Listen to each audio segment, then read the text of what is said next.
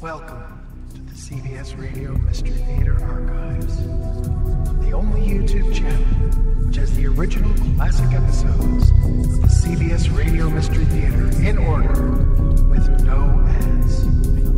Thank you for listening, and now, enjoy the show.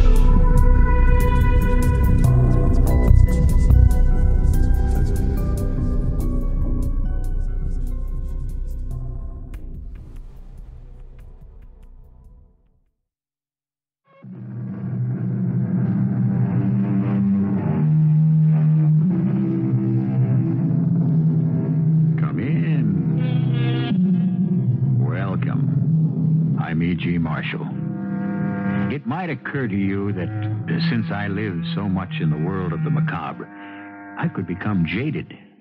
Nothing could be further from the truth.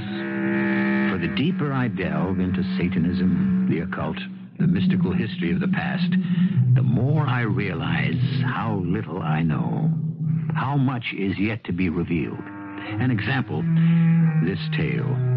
A quiet and unassuming one, but filled with such brooding and haunting terror that I'm sure you will share it with me. I love you, but we are of different faiths. To hell with faith and church. I will still make you mine. You never can. Never in this world. And in the next. If I cannot have you alive, no one shall. Dios, forgive me for what I do. Oh, don't. Too late. But not you. The God of Caesar's faith will ever forgive you.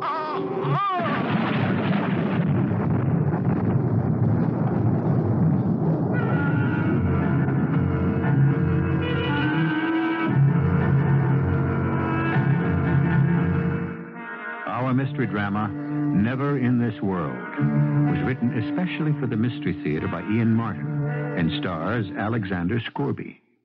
It is sponsored in part by Anheuser-Busch Incorporated, Brewers of Budweiser, and Buick Motor Division. I'll be back shortly with Act One.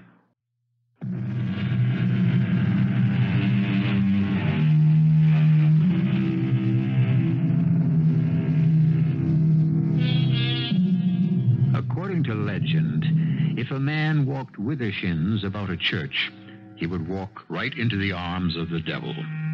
The word withershins is of Gaelic derivation and means to walk contrary to the path of the sun, or counterclockwise. This is the story of an American of Scottish background who, on an idle fancy, challenged the legend at the beginning of this century and stirred up old ghosts from 2 centuries before. Oh, there, girls. Steady on now. All right, Mr. Blodgett. You and Martha handle the bags. Yep, I'll take care of that, Miss Campbell. Now, take my arm, David, and step down carefully. Oh, don't be foolish, Lucy. I can manage by myself. After the siege you've been through, right at death's door. I only had the influenza. That was months ago. Followed by what amounted to a nervous breakdown. That's why we're up here again. Dr. Chambers is an old fusspot. Oh, nervous breakdown. Just plain debilitation, dehydration. But no matter. I'm grateful to him just the same. Oh, smell that good New Hampshire air. Never mind smelling it. Feel it. Chilly as always. You get right in the house. In good time. First of all, a little walk. I think I'll stroll on down, see how Ephraim weathered last winter. But that's nearly a mile's walk. Oh, just a stroll. Now I'm back in the country. It's good to stretch my legs after being pent up these last years in the city. You walk slowly, you hear? And be sure to be back here for dinner on time. You know I don't like to be kept waiting. Yes, dear, I know. Married 24 years to a good woman. No doubt about Lucy being that. She reminds me of it often enough. A placid, uneventful life. Successful business. One child, the delight of my life. The rest of it, floating along in a rut, like an autumn leaf on the muddy waters in a wheel track. 50-ish, fattish, and feeblish after my first brush with death. Yes, I found I didn't have to be told to walk slowly. I had to. on my way to see my old friend, the Reverend Ephraim Bean. I'm coming. Come in. And behold, I come quickly. Revelations chapter 22, verse 11, I believe. The Right Reverend Ephraim Bean at your service. Don't tell me I've changed that much. Bless my soul, my sight is getting to be a caution. Now, where are my spectacles? Try your forehead. Oh, yeah. David Campbell by Tophet. Is it not? It is indeed. Well, come in, man. Oh, hey, I see. You look in the pink. Sit you down, and I'll refresh you with a glass of cider. And you must tell me all. Well, not much to tell. A long bout with influenza. 'Tis a plague on the whole country this year. Here now. You'll have a glass? It looks just the ticket. But tell me about your illness. The influenza epidemic this year, the good Lord knows, has been widespread and virulent. Virulent enough in my case. I'd like to have carried me off, but for some last moment's strength I gathered somewhere and so got my reprieve. Oh, tell me, when was its onset? The day after New Year's. Good heavens. Mm-hmm. And it's lasted all the way now into August? Well, the germ itself was brought under control months ago and finally washed from my system. But a curious aftermath, a kind of disease, or if you want, unease of the mind afflicted me.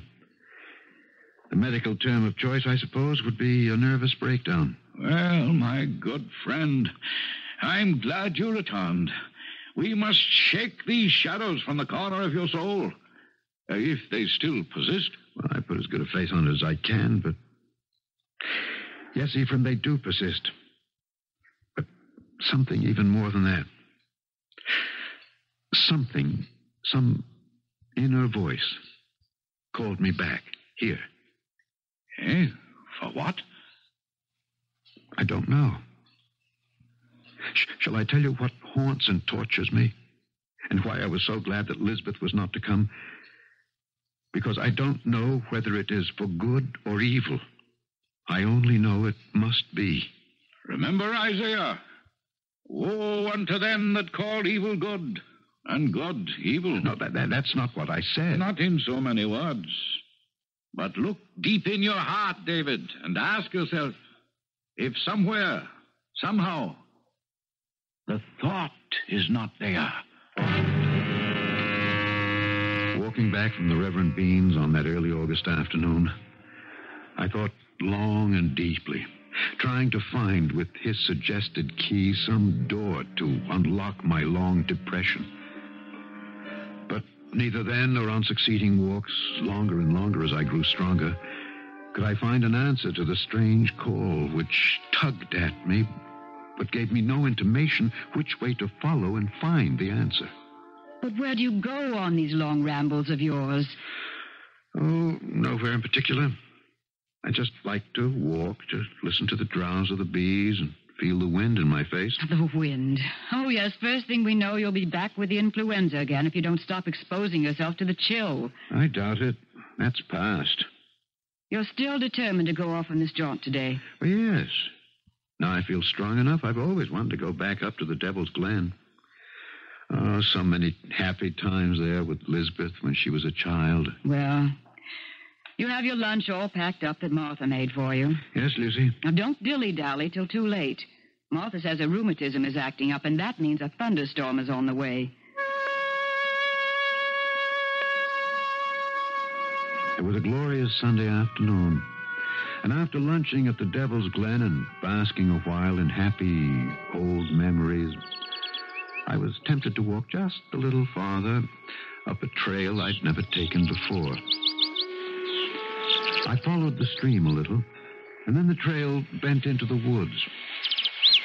All of a sudden, I broke from the trees into a clearing, in the center of which stood the ruins of an old church and a weed-covered graveyard beside it. After pottering around, reading some of the weathered headstones, this cursed whim struck me. I'd not been to church that morning. And on an impulse, as if obeying some order from beyond imagining, before heading for home, I was driven to circle the church twice with the shins. Perhaps recalling some ancient dare as a boy that I'd refused to take because of legend. No danger befell me, except that I was suddenly swept by a wave of exhaustion. With a sigh, I sat on a little bench, stretching out my legs, and I found that my feet were resting on the edge of a flat tombstone. I could barely make out the legend.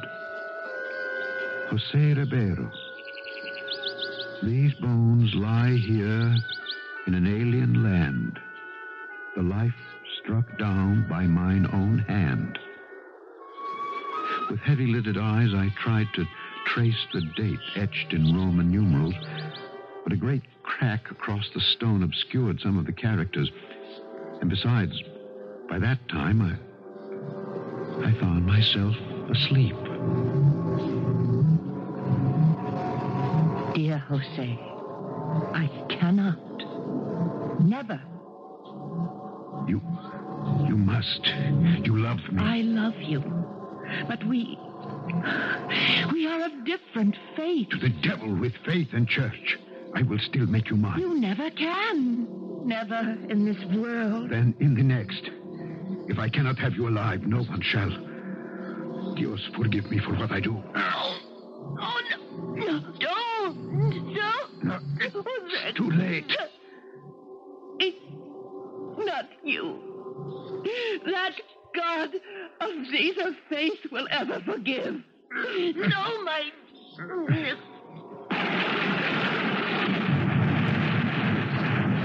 I was literally galvanized awake by a bolt of lightning which must have hit the tree. It was dark, and the thunder continued to grumble menacingly, so with what wits were left to me, I fled the dream and the storm and ran pell-mell for home.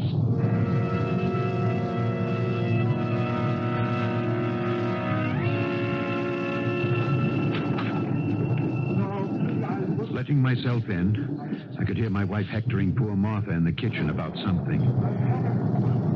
Gratefully, I stole upstairs, leaving my dripping greatcoat in the hall. I shut my bedroom door behind me, locking it with some strange reflex. I found a match not too wet to strike and fumbled with cold fingers to light the lamp. I trimmed the wick and I put the chimney back. Then I turned up the lamp and checked my pocket watch. Still time for dinner. At least Lucy could not complain of that. Now, holding the lamp, I crossed to the mirror and... Oh, God in heaven! Who was that? That dark, fierce, lean, and saturnine face of a stranger whose eyes burned into mine as he looked back at me from the mirror. Who indeed? Dark? Lean? Certainly not the reflection of red-haired, melancholy, but gentle David Campbell. Who else, then? And why? And how? Can a childish superstition about rounding a church the wrong way really raise up the devil? I'll return shortly with Act 2.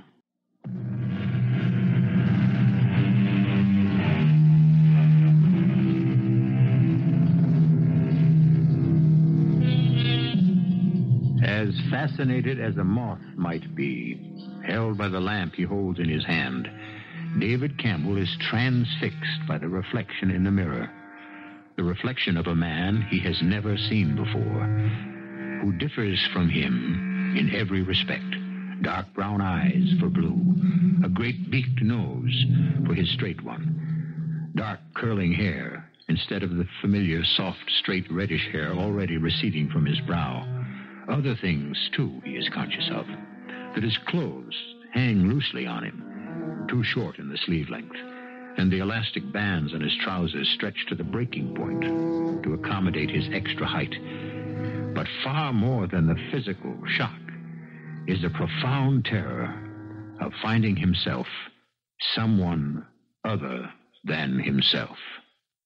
David? David, are you in there? David, why have you locked this door? Why indeed, Lucy? Only thank God I did. Time. Precious time to figure out what... What am I going to say? What can I say? Really, David, this is too mortifying of you. You must be in there. Why don't you answer? I'm not feeling myself right now. Let me in. I want to help. The only way you can help is... Oh, all right, I'll let you in if you do something for me first. What? Now, please, don't think I'm being unreasonable. It's terribly important. I'm pushing a key under the door. You see it? Yes. It's the key to the old roll-top desk in my study. I want you to open it.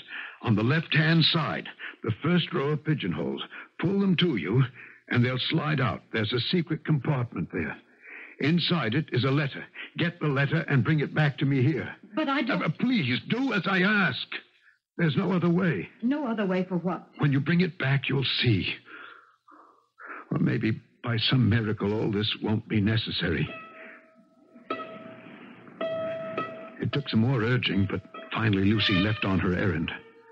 For myself, I returned, hoping against hope, to the mirror. No question. To outward view and sound, I was a different man. But that different man was only a prison, which still held David Campbell. The inner man was still the same. But how to convince anyone else of that? David, I'm back. Yes, Lucy, did you find it? There's no stamp.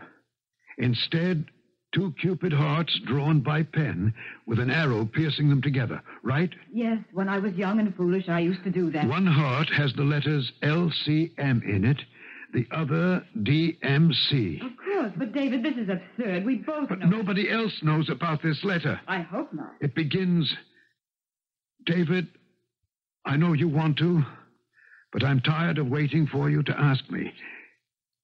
If we are to be in love, why shouldn't we be married?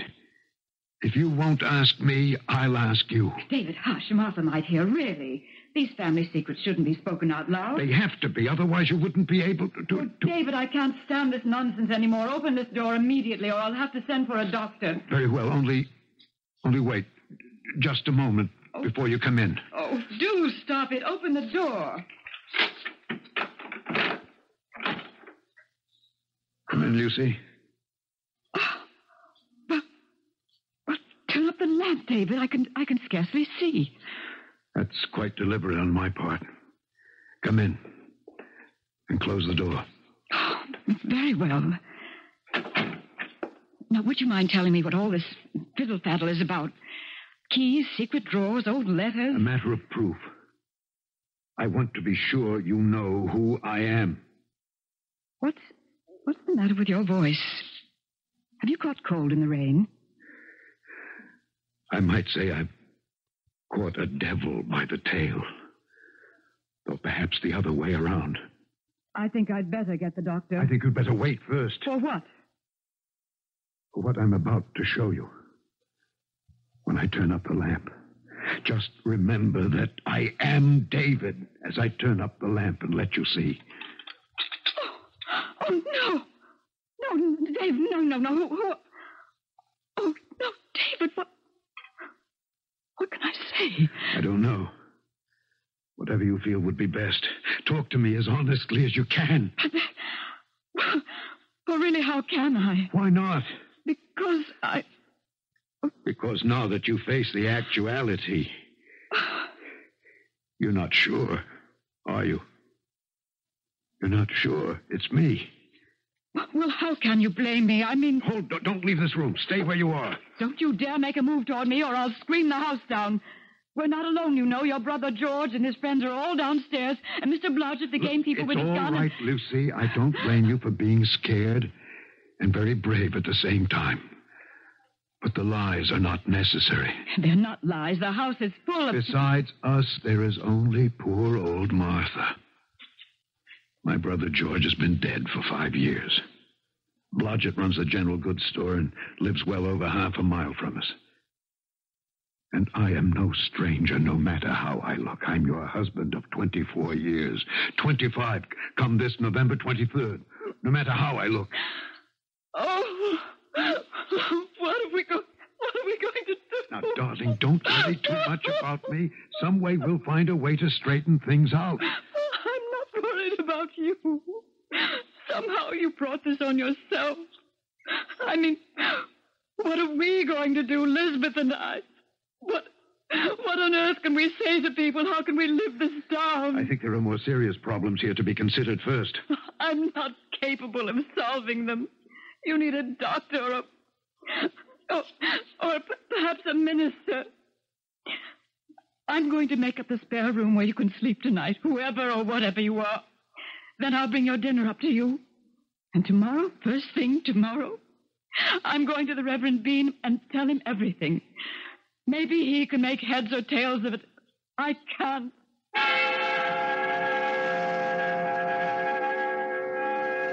Lucy spoke about you suffering some sort of change that...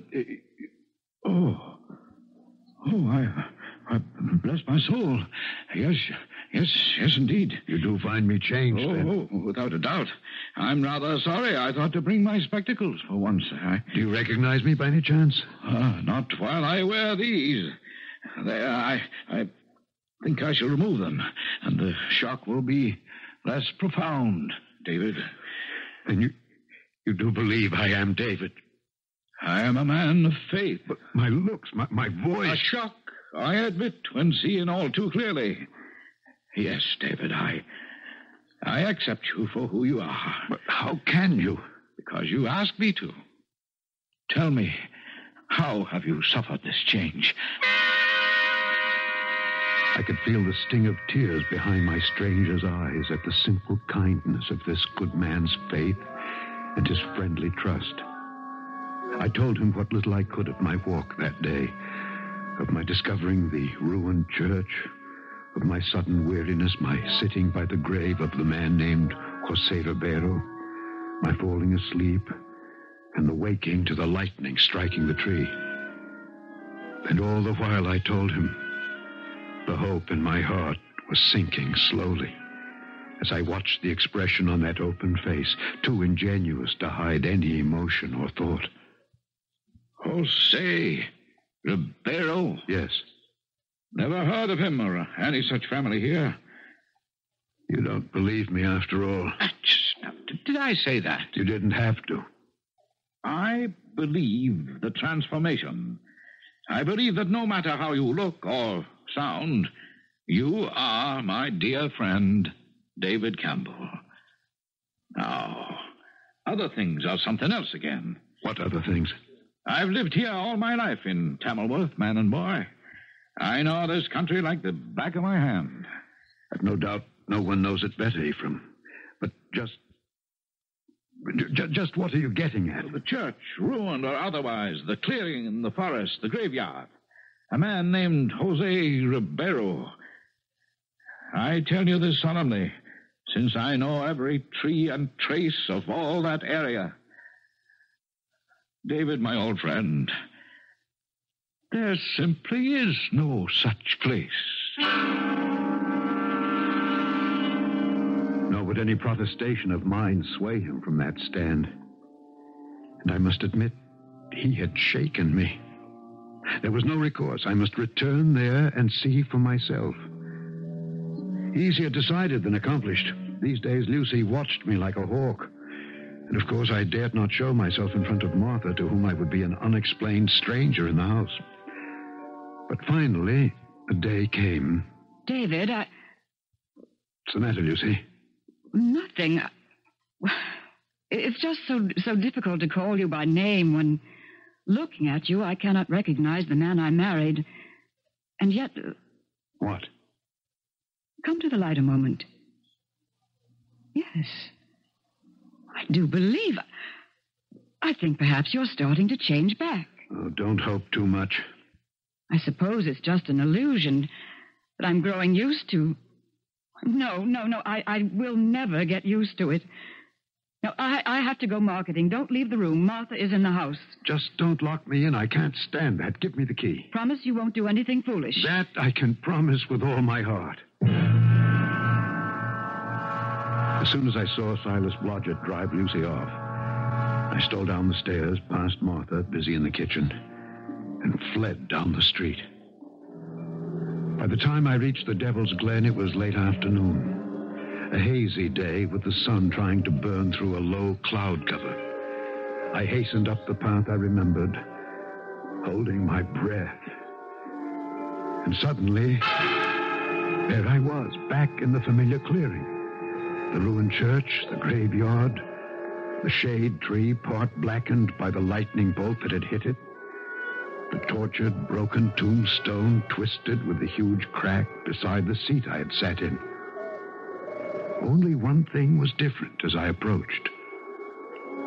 On the seat, still as death, leaning on a stick as though waiting, was the figure of a woman whose pose suggested incredible age, but at one and the same moment, a timeless beauty.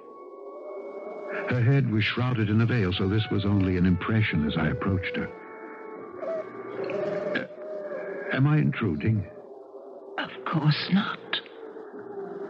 I hope you will forgive me, but I've been ill, and I would like to sit down. May I join you? Need you ask? Sit, my darling, by me. It is so long that I've waited for you, but I knew that somehow, at the last, you would come back.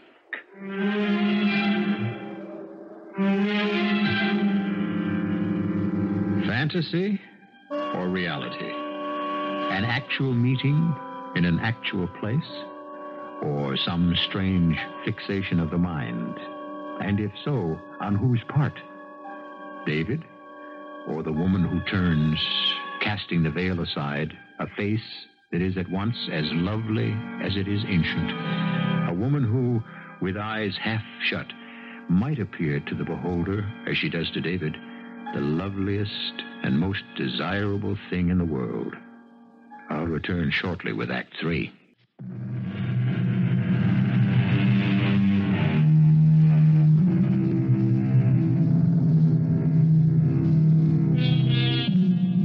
The sun suddenly drops behind the horizon, and in the half-light of twilight, the age is washed away from the woman's face. Her gray eyes, fastened on David, are wide and shining with love. But to him, lovely as it is a stranger's face. Search his memory as he will, he cannot remember ever having seen it before, although the voice stirs some vagrant chord of memory. You know me? How can you ask such a question, Jose? My name is not Jose. Not yet, perhaps, but it will be. You think I look like someone you once knew? I know you do, but looks are unimportant. I know you are. You called me Jose, the man you think I am. Do you mean Jose Ribeiro? I mean Jose Ribeiro. The man who's buried in this grave? Who says he took his life with his own hand? Who took his life with his own hand, but who is no longer in that grave. Where is he then? Sitting beside me on this bench. Me? The living image. But only an image. Not the man, the being himself. Not yet. It takes time. No, you don't understand. I'm not the way I look. I'm someone else. My name is David Campbell. I don't look this way at all. If you don't want to look yourself, that can happen too. In time. Oh, it all takes time. But the moon is not yet at the full, and I cannot stay any longer. No, wait. There are so many questions I need to ask you. You mean David Campbell is the one who wants to ask the question? Of course, that's who I am. This Jose Ribeiro, I can't read the date on his tombstone, but he must have died a long time ago. Long. And not so long. 200 years to be exact. And he looked like me? Me as I am now? You could be one and the same. How can you be so sure? Because we loved. Because I should have been his wife. What? But that means that you have to be... I must go now. It's almost dark. I can tell you more, if you wish. As much as you can comprehend. Come to tea. Thursday, but not before twilight. Past the church, take the path to the left, down to the waterfall. It's the second house, white clappered. You can't miss it. It's almost underneath the waterfall itself. Wait a minute. I don't even know your name. I'll teach you to remember all. Prudence. Remember. Prudence. Pennypacker. Till Thursday, David. Thursday. Prudence! Prudence! I was suddenly conscious that the night was pitch black.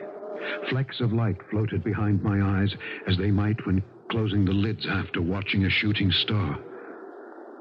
A sudden idea crossed my mind, but in the dark, it wasn't feasible. Besides, I would be in enough bad odor with Lucy being late to dinner as it was. It could wait till Thursday. I was convinced I knew the answer anyway, to that one question. The others I could hardly wait to pose. I thought I had enough problems on my hands. I didn't reckon on the others that were about to rise. I just can't stand it any longer, David. If you are, David, going on with this charade, so I've made all the arrangements. Now, wait a minute. What charade? What do you mean? I can't make up any more lies or half-truths or excuses about you. Martha can't understand why, if you're ill, she can't bring a tray up to you. Cy Blodgett and the others in the village can't imagine if you don't need a doctor why you stay cooped up. Oh, I could go on and on, but I don't intend to. I've spent the day packing us up. We're going back to Boston to take you to Dr. Chambers or whoever he recommends and get you the treatment you need. I'm not leaving here before the end of the week. You go to Boston and get a good look at the world you think is turned right side up. Then come back. I have a feeling that within the week I'll know where the future lies. Or if there is any at all, for me. Really, Reverend Bean, you didn't have to have me over for meals all the time like this. The idea was for your housekeeper to drop them off at my place. Well, she did. A couple of times. But it's easier this way and provides me companionship. Besides, I had to see you today in order to write a shocking piece of information I gave you. Oh, about what? Your ruined church and graveyard. Oh? I've been searching through our church records. Unfortunately, very scanty and full of gaps. But I find I was wrong. There was indeed a church, and I have no doubt a graveyard, on or about just such a site as you mentioned. How I could ever have missed its ruins myself, Well, probably so overgrown you could never find them. Well, then how could you? Because I was intended to find them. Hey, why you? If for no better reason than I walked about the church with the shins. With the shins? Yes. Yes. Ancient Gaelic, Tom. Who with a devil is a first compact begins. He first must traverse the church with the shins. Anonymous. Do you believe in the devil, David? Do we believe in God? If there is one, there has to be the other. I believe I've made an unwitting pact with the second. No, even granting that, you can still be saved. If you were indeed a kind of reincarnation of Senor Ribeiro, if I remember his name correctly. You do. Then more and more you are throwing off his influence and returning to yourself. Oh, David, I declare the sun makes your hair seem full red again.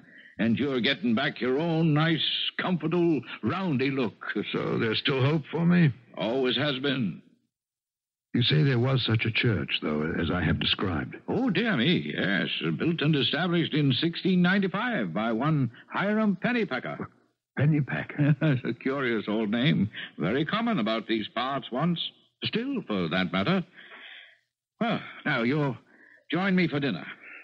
No, Ephraim, good old friend, I think I will make out for myself this evening.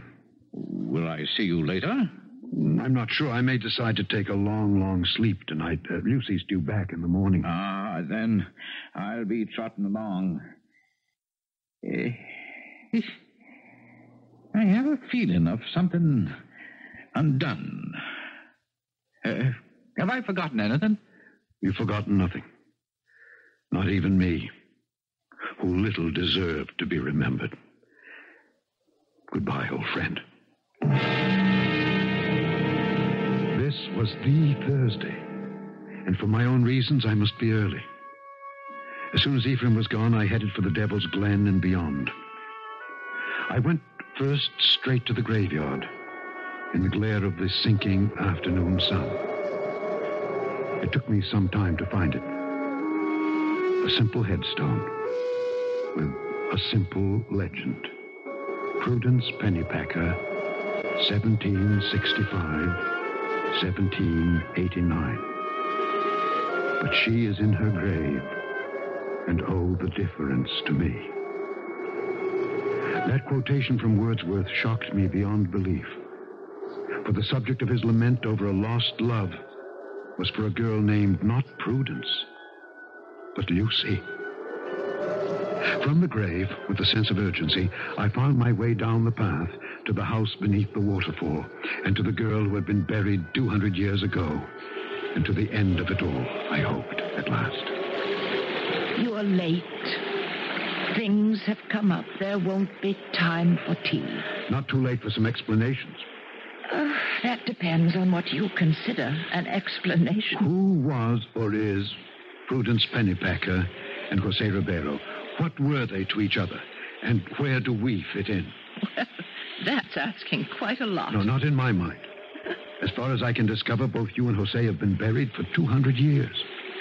I'm still alive, even if I'm locked like a hermit crab in another man's shell. Where do I go from here? Or you? Or us? Or all of us? I can answer some questions. Jose was a very romantic Portuguese who fled a dictator king who was slaughtering the nobility. With his knowledge of languages and education, he became my father's secretary. Your father was the minister of the ruined church up the hill? Yes. Jose fell in love with me, and we wanted to be married, but we were of different faiths. And... The dream. What? The dream I first dreamt. Sitting on the bench by your lover's grave, before the tree, and for all I know, I was struck by lightning. Did he really murder you and kill himself? If I could not have him, I wanted to die for him, just as he wanted to die for me. Because of my father and my faith, I was buried in consecrated ground, but because he took his own life and was an apostate, Jose was buried in unhallowed ground. He was forced to wander forever, until he could find some other body not owned by the devil. I chose to share his exile, waiting for the moment when he could. And when I risked an old superstition and went about the church the wrong way, he entered into my life, my body. He took your body, not your soul. That is still yours to command. But is it so much to hold on to? Would you not rather come with me at last and forever to love and be loved, no matter who you are or what your name is. I want to. And yet I don't. I'm afraid. Maybe I can still find my way back to what I was. Well, go ahead. Try. Perhaps you can, if that's really what you want. But just remember, you can have it for only a brief moment. With me, it could be all eternity.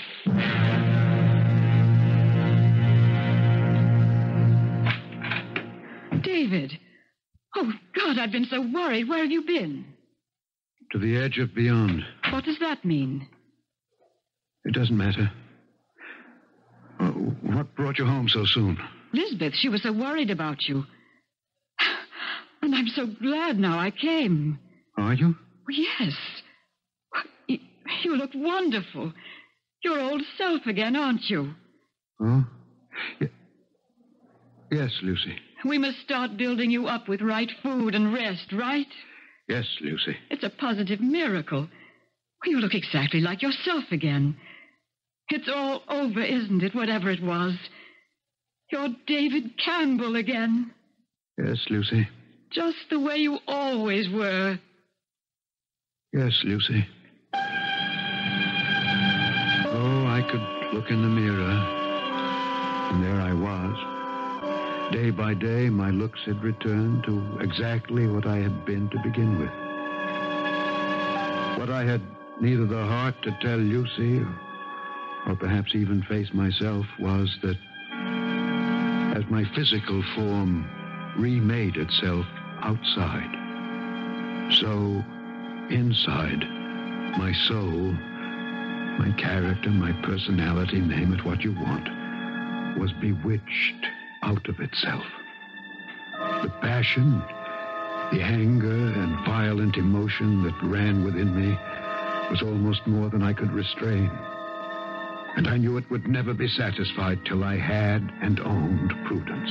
I would destroy everything for that. Lucy, Lisbeth, even myself. I was possessed. Damned forever.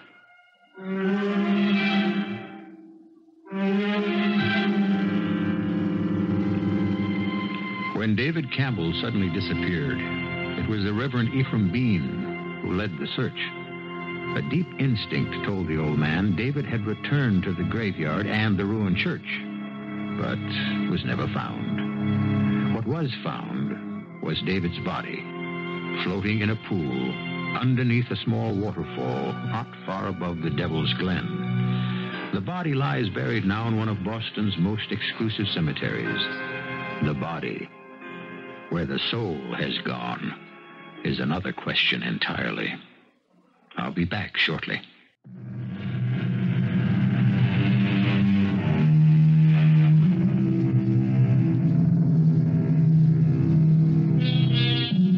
So let us end this tale, as the Reverend Ephraim Bean might, with a quotation from Shakespeare out of a play named The Tempest. Our revels now are ended. We are such stuff as dreams are made on, and our little life is rounded with a sleep. Our cast included Alexander Scourby, Laurie March, Ian Martin, and Marian Seldes. The entire production was under the direction of Hyman Brown. And now, a preview of our next tale. Who are you? I'm the girl who gambled and lost. Stop talking in riddles. I'm Althea, Judge, the town girl who wasn't good enough to marry Richard. Dick, what's the meaning of... The meaning is that I promised to pay you back. And I'm giving Dick $1 million to kill you. Well, this is crazy. Show him the revolver, Richard. This is a joke. It's a... Nobody should joke with a loaded .38 in his hand. Dick, after all I've done for you... What have you done for him lately? Dick, I swear to you, I'll leave you everything in my will. Here, I'll even write it out now and sign it. Can you leave him $1 million? No, you don't have that much, and that's my bid. Dick, you can't kill me. I've known you since you were... Shoot him. Radio Mystery Theater was sponsored in part by Buick Motor Division and Anheuser-Busch Incorporated, brewers of Budweiser. This is E.G. Marshall inviting you to return to our Mystery Theater for another adventure in the macabre. Until next time, pleasant dreams.